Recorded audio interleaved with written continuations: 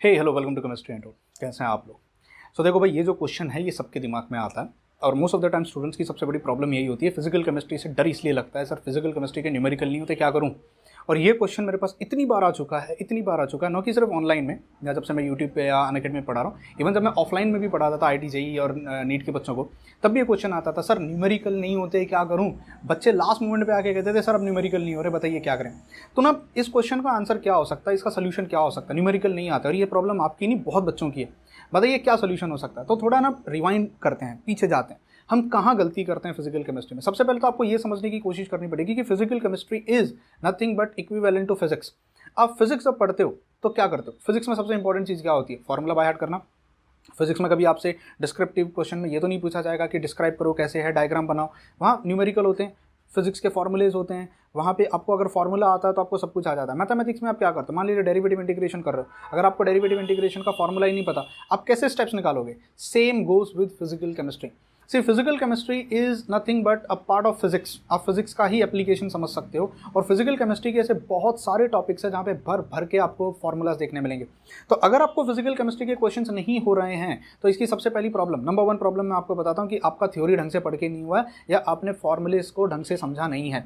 चलो कभी कभी बच्चों का होता है, सर फॉर्मूले भी समझ में आ गए, हमको फॉर्मूले हमने समझ लिए, हमको थ्योरी भी समझ में आ जाती है। सेकंड प्रॉब्लम अगर आपके साथ हो सकती है तो वो ये हो सकती है कि आपने फॉर्मूलेस को बाय हार्ट करने की कोशिश नहीं करी है या आपके पास एक ऐसी last moment formula list available नहीं है जिसमें सारे फॉर्मूले लाइन से दिए हों। किसी भी चीज़ को बाय हार्ट करने के लिए, यार भाई मुझे एक बात बताओ, रिलेशनशिप में भी तो यही होता है ना। अगर आपको एक इंसान को समझना है तो आपको उसके साथ टाइम स्पेंड करना पड़ता है। 2 दिन में थोड़ी ना कोई इंसान समझ में आ जाता है, सालों साल लोग टाइम स्पेंड करते हैं फिर भी एक दूसरे को समझ नहीं पाते। तो सिमिलरली आपको अगर केमिस्ट्री को समझना है, केमिस्ट्री को अपनाना है तो टाइम स्पेंड करना पड़ेगा। अब आप सोच रहे हो कि नहीं मैं एक बार पढ़ लूँगा और आइंस्टाइन की तरह सब कुछ मेरे दिमाग में फिट हो जाएगा और मुझे सारे न्यूमेरिकल बैठूंगा और सारे न्यूमेरिकल एक लाइन से कर दूंगा, तो भैया नहीं होने वाला। आपको अगर केमिस्ट्री से प्यार करना है और आप चाहते हो कि फिजिकल केमिस्ट्री आपसे प्यार करे तो आपको उसके पास जाना पड़ेगा, टाइम स्पेंड करना पड़ेगा, फॉर्मूलेज को बार बार रिवाइज करना पड़ेगा। एक बेहतरीन ट्रिक मैं आपको दे देता हूँ, एक छोटा सा पेपर ले लो, छोटे से पेपर पे छोटा सा पेपर, सारे फॉर्मूले छोटे लिस्ट में लगा दो और जहाँ सोते हो, जहाँ लेटते हो, जहाँ पढ़ते हो वहाँ पे उसको चिपका दो। रोज सुबह उठने के बाद उन फॉर्मूलेज को एक बार देखा करो और रात को सोने के से पहले उन फॉर्मूलेज को एक बार देख के सोया करो। क्योंकि फिजिकल केमिस्ट्री में थ्योरी बाय हार्ट हो जाती है, थ्योरी की किसी को प्रॉब्लम नहीं आती। मैंने तो बहुत रेयरली कभी किसी को से सुना होगा कि सर फिजिकल केमिस्ट्री की थ्योरी समझ में नहीं आती। प्रॉब्लम कहाँ पे होती है? प्रॉब्लम हो जाती है न्यूमेरिकल्स में, और न्यूमेरिकल्स बिना फॉर्मूले के आप नहीं कर सकते। सेकंड सबसे इंपॉर्टेंट चीज़ अगर मैं आपको बताऊं यहाँ पे, एक तो मैंने आपको कह दिया कि आपको फॉर्मूला लिस्ट बनानी है। तीसरी चीज़ जब आप थ्योरी पढ़ते हो तो आप गलती वहीं पे करते हो। क्या गलती करते हो सबसे बड़ी? सर मान लीजिए मैंने इलेक्ट्रोकेमिस्ट्री पढ़ लिया, अब मैं इलेक्ट्रोकेमिस्ट्री पढ़ूंगा, पूरी शर्मा पठानिया से मैंने इलेक्ट्रोकेमिस्ट्री पढ़ा। अब इलेक्ट्रोकेमिस्ट्री 2 पार्ट, कोई भी सब्जेक्ट 2 पार्ट में होता है, एक लेवल 1 और एक लेवल 2। अब लेवल 1 लेवल 2 क्या होता है? लेवल 1 का मतलब होता है जो आपने 11 12 में ऐसा तो कोई हार्डली कोई रेयरली ऐसा टॉपिक होगा जो सडनली ग्रेजुएशन में नया आ गया, जो सडनली मास्टर्स में नया। सारे टॉपिक आप 11 से पढ़ते आ रहे हो, हार्डली ऐसा कोई टॉपिक होगा, मैं क्वांटम कह सकता हूँ, जो एकदम सडनली नया आ गया हो, पर क्वांटम भी 11th स्टैंडर्ड में इंट्रोड्यूस कर दिया जाता है एटॉमिक स्ट्रक्चर में। तो मुझे बताओ प्रॉब्लम कहाँ से शुरू होती है? प्रॉब्लम शुरू हो जाती है कि जब आप कोई टॉपिक पढ़ रहे हो, मान लो मुझे पता है फिजिकल केमिस्ट्री मेरी वीक है, पहले खुद से पूछो क्या मुझे लोअर लेवल का वो टॉपिक का जो लोअर वर्जन है क्या मुझे वो आता है? जैसे अगर मुझे बुक रीडिंग करनी है, मैं चाहता हूँ कल को मैं अरेबिक पढ़ूँ या मैं चाहता हूँ कल को मैं जर्मन पढ़ूँ, तो मुझे जर्मन में सबसे पहले जर्मन अल्फ़ाबेट सीखने पड़ेंगे, ग्रीक अल्फ़ाबेट सीखने पड़ेंगे। अगर मुझे अल्फ़ाबेट्स ही नहीं आते, अगर मुझे यही नहीं पता है कि ABCD क्या होती है, तो मैं बुक रीडिंग कैसे कर सकता हूँ? अगर आप फिजिकल केमिस्ट्री एग्जांपल के तौर पे इलेक्ट्रोकेमिस्ट्री के न्यूमेरिकल सॉल्व करना चाहते हो, आप चाहते हो नस्ट इक्वेशन, फैराडेज लॉ, इनके न्यूमेरिकल आप बहुत ढंग से सॉल्व कर लो, तो सबसे पहले आप खुद से पूछो क्या आपको 11 12 स्टैंडर्ड के जो न्यूमेरिकल्स थे, सिंपल लोअर लेवल के न्यूमेरिकल, क्या वो आते हैं?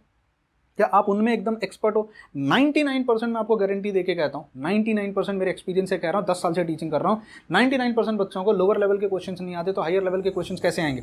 आप ये एक्सपेक्ट करते हो कि ABCD आप पढ़ो नहीं और उससे पहले आप डायरेक्ट जाके बुक खोल के हायर एडवांस लेवल के क्वेश्चन, नेट सेट गेट के प्रीवियस ईयर के क्वेश्चन सॉल्व करना स्टार्ट कर दो, तो सीधी सी बात है फिर आप डिमोटिवेट हो जाते हो, आप रिटर्न आ जाते हो और दोष केमिस्ट्री को देते हो, फिजिकल केमिस्ट्री बकवास। भैया फिजिकल केमिस्ट्री बकवास नहीं है, आपका अप्रोच गलत है।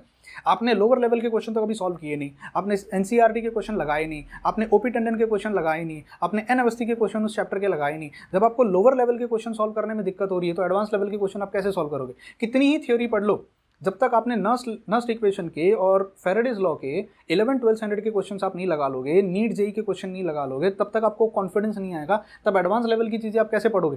तो सबसे पहले आपको जब भी कोई टॉपिक स्टार्ट करते हो, अगर आपके पास काफ़ी टाइम है, मैं इन बच्चों के लिए नहीं कह रहा जिनके पास 3-4 महीने बच्चे हैं कॉम्पिटिटिव एग्जाम के लिए, अगर आप पहले से प्रिपरेशन कर रहे हो तो सबसे पहले कोई भी टॉपिक अगर आप उठाते हो, फिर वो इनऑर्गेनिक हो, ऑर्गेनिक हो या फिजिकल केमिस्ट्री हो, पहले आप सबसे पहले लोअर लेवल के क्वेश्चंस लगाओ। कौन सी बुक रेफर करें भाई? जेई नीट की बुक्स की कमी है क्या? OP Tandon, KS Verma, N Awasthi, मैं तो कहूँगा ओपी टंडन के क्वेश्चन लगा लो, सिर्फ एन अवस्थी के क्वेश्चन लगा लो। एन अवस्थी तो आपको पता होगा बहुत ब्यूटीफुल बुक है जहाँ पे भर भर के न्यूमेरिकल्स एमसीक्यू दिए हुए। जब आप उनके न्यूमेरिकल्स लगा लोगे ना, तब आपको वो लोअर लेवल की अल्फ़ाबेट्स एकदम, मतलब उस चैप्टर की अल्फ़ाबेट्स आपके हाथों में आ जाएगी। उसके बाद कितना ही एडवांस लेवल का क्वेश्चन क्यों ना हो, कितना ही एडवांस लेवल का क्वेश्चन क्यों ना हो, आप उसको आराम से टैकल कर पाओगे, क्योंकि आपने बैकग्राउंड में उस चैप्टर के 200-300 क्वेश्चन लगा लिए। अब कुछ बच्चे पूछेंगे सर कितने क्वेश्चन लगाएं, 200 ही लगाएं क्या, 400 ही लगाएं? भाई ऐसा कोई रूल नहीं होता।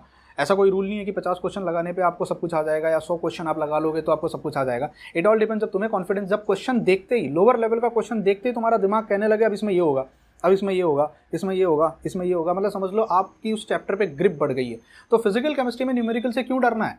हाँ, एक और मैं प्रॉब्लम बता सकता हूँ कि हो सकता है कैलकुलेशन में इशू हो। कुछ बच्चे मुझसे ये भी कहते हैं सर कि हम न्यूमेरिकल का फॉर्मूला भी बाय हार्ट हो जाता है, हम सब्स्टिट्यूट भी कर सकते हैं, कर देते हैं, पर कैलकुलेशन में कहीं गड़बड़ हो जाती है। पहली बात तो ग्रेजुएशन लेवल के बच्चों को और पोस्ट ग्रेजुएशन के बच्चों को कैलकुलेटर अलाउड है। अब जेई नीट की तरह तो है नहीं कि मैनुअल कैलकुलेशन करना है, आपको कैलकुलेटर अलाउड है, ठीक है। वहाँ तो लॉग टेबल करते थे, यहाँ तो आपके पास कैलकुलेटर, साइंटिफिक कैलकुलेटर होता है। तो प्रॉब्लम क्या है फिर कैलकुलेशन करने में? जब आपको फॉर्मूले याद हो गए हैं, आपको सब्स्टिट्यूशन करना आ गया है, सब्स्टिट्यूशन करने के बाद सिर्फ कैलकुलेटर से सॉल्व करना है, और आपको ऐसा भी नहीं है मैनुअल कैलकुलेटिंग करे। वो जेई नीट के बच्चों को हम 2 1 कम 2 2 दूनी 4 सिखाते, बेटा इसको कट कर लेना, इसको राउंड ऑफ कर लेना, आपको तो जरूरत ही नहीं है। You have a scientific calculator, और आपको अलाउड है साइंटिफिक कैलकुलेटर यूज करना है नेट के पेपर में, गेट के पेपर में, जैम के पेपर में, डीयू बीयू सारे कॉम्पिटिटिव एग्जाम्स में। तो आप कैलकुलेशन की क्यों टेंशन ले रहे हो? आपको फॉर्मूला सही आना चाहिए, सब्स्टिट्यूशन करना आना चाहिए, और ये कॉन्फिडेंस कब बिल्डअप होगा? जैसे केमिकल काइनेटिक्स का एग्जांपल ले लो, मैं आपको गारंटी देता हूँ, कहीं देख लेना, आईआईटी जैम में और बीएचयू में केमिकल काइनेटिक्स के 90% क्वेश्चन लेवल 1 के आते हैं। लेवल 1 मतलब वो टॉपिक जो 11-12 में पढ़ा दिए जाते हैं, उन्हीं के क्वेश्चन बीएचयू और जैम में आते हैं। क्योंकि मैं थोड़ी देर पहले जब ये वीडियो बना रहा हूँ, इससे थोड़ी देर पहले मैं अनअकैडमी पे लेक्चर ले रहा था, जहाँ मैं बच्चों को पढ़ा रहा था, केमिकल काइनेटिक्स के क्वेश्चन करा रहा था। Most of the question, 90% question जो थे वो लेवल 1 के क्वेश्चन थे। अब सोचो, अगर सारे क्वेश्चन लेवल 1 से आते हैं तो आपको तैयारी कहाँ से शुरू करनी चाहिए? अब एक बच्चा आज काइनेटिक्स पढ़ेगा, उसने 11-12 में काइनेटिक्स पढ़ा नहीं, वो डायरेक्टली ग्रेजुएशन की काइनेटिक्स उठाएगा, पढ़ने लगे, पहली बात तो उसे समझ में नहीं आएगी, दूसरी बात वो उसके क्वेश्चन लगाएगा, अब वो माइकलस मेंटन को देखेगा, वो रेडियो एक्टिविटी के क्वेश्चन को देखेगा, पहले ही डर जाएगा।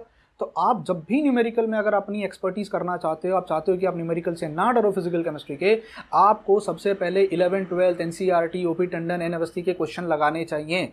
लोग पीएच पीओएच के क्वेश्चन नहीं कर पाते हैं ग्रेजुएशन पोस्ट ग्रेजुएशन में आके, क्योंकि आपने कभी 11-12 में किया नहीं उन क्वेश्चन को, और आप डायरेक्ट ग्रेजुएशन में आके पोस्ट ग्रेजुएशन में उनको हाथ लगाओगे तो भैया कैसे आएगा? आप कैसे उसमें महारत हासिल करोगे? तो ये टिप मेरी हमेशा याद रखना, आपके पास ये स्पेशली उन बच्चों के लिए है जो भी first year second year graduation में। आप जब भी कोई चैप्टर उठाते हो, कम से कम ये रूल बना लो, गांठ बांध लो। ये गांठ बांधना समझते हो ना, पुराने ज़माने में औरतें गांठ बांधती थी ताकि उनको याद रहेगी क्या काम दिया है। गांठ बांध लो, कोई भी चैप्टर आप स्टार्ट कर रहे हो, वो ऑर्गेनिक, इनऑर्गेनिक या फिजिकल केमिस्ट्री हो, आप कम से कम 150 से 200 क्वेश्चन, मुझे पता है 150-200 क्वेश्चन करने आसान नहीं होते हैं, 1 घंटे आप आधा घंटा नहीं बैठ पाते हो ज़्यादा से ज़्यादा, 150 से 200 क्वेश्चन आप 11-12 की जो रेफरेंस बुक्स हैं, और मैं सिर्फ एनसीईआरटी नहीं कह रहा हूँ, N Awasthi, OP Tandon, KS Verma, KL Kapoor, ये जो बुक्स हैं जिनमें एमसीक्यूज भर भर के दिए हुए हैं, इन एमसीक्यूज को आप सॉल्व करोगे, और उसके बाद देखना एडवांस लेवल के क्वेश्चंस को सॉल्व करने में आपका कॉन्फिडेंस बढ़ेगा, आपकी स्पीड बढ़ेगी, आपकी एनालाइजिंग पावर बढ़ेगी, और क्वेश्चन देखते ही आपको समझ में आ जाएगा कि मुझे इसमें क्या लगाना। तो आई होप ये वीडियो आपके कुछ काम का हो। प्लीज़ इन वीडियोस को शेयर कीजिए आप जैसे जो स्टूडेंट्स हैं जिनको प्रॉब्लम हो रही है, जो तकलीफ में, ताकि उनके क्वेश्चंस का आंसर यहाँ से मिल सके और आपको एक अप्रोच पता चल सके। अगर आप चैनल पे नए हो, पहली बार आ रहे हो, तो प्लीज़ चैनल को सब्सक्राइब कर देना, चैनल को लाइक कर देना, और बेल आइकन बटन को हिट कर देना, क्योंकि रोज़ मैं आजकल कोशिश कर रहा हूँ एक नया वीडियो डालने के, और आपके जो क्वेश्चन अब तक रहे थे उनके आंसर्स देने के। अगर आपने बेल आइकन बटन नहीं दबाया तो आप मेरी नोटिफिकेशन को मिस कर दोगे, और ये सब करने का पैसा नहीं लगता, फ्री ऑफ कॉस्ट कर देना, ठीक है। Bye bye, take care and God bless you.